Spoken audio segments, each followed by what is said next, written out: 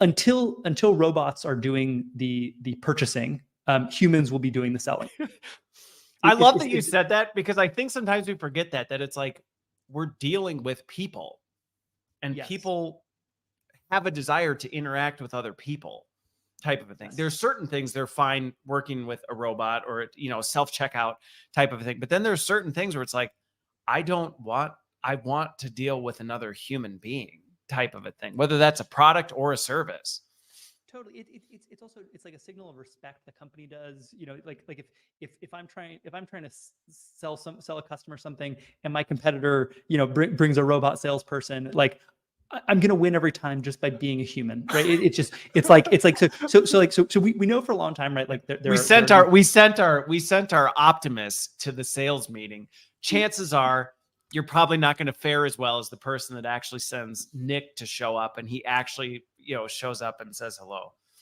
Exactly. Right. And so there are things that like humans are innately good at. I think that's also true within companies for like, roles like management, right? That there are skills that are human skills, building trust, things like here's kind of one of my big mental models for how I view the world comes from a book called The Secret of Our Success. It's by an author named Joe Heinrich. And one of the things he looks at is he says, okay, if we want to understand why human beings are successful, like let's look at human beings in some of the most extreme circumstances, like shipwrecks. What is the difference between parties that survive shipwrecks and parties that perished?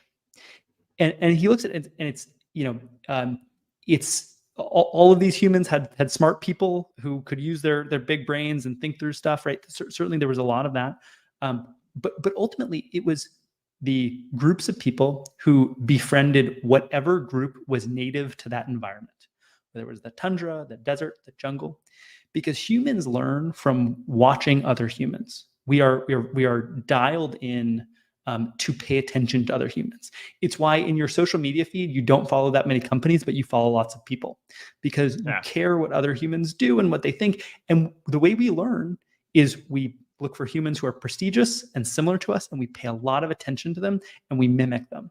And so when I think of what are the things that humans are good at, it's influencing other humans, right? And I think it will. Am I going to go out on a ledge and say I don't think AI will ever be able to influence other humans? Of course not, right? People have AI girlfriends and all sorts of things, right? I mean, AIs are yeah. I know what you're getting at, because and I've got to follow on to what you're saying. So finish your thought. So I mean, it's all to say that like I think if you're thinking what are the skills that are going to be really valuable, look at the skills that have been really valuable in the context of business forever, right? Look at the ones that sort of existed pre-computer. And do I think that prompt engineering, is probably a good thing to learn? Totally. But like you learn it in the flow of a need, in the flow of work. But like if I'm thinking about what am I going to teach my 2.5-year-old to do, it's either find things that he's insanely motivated to do, or like really focus on those kind of human level EQ skills. Yeah. It's interesting.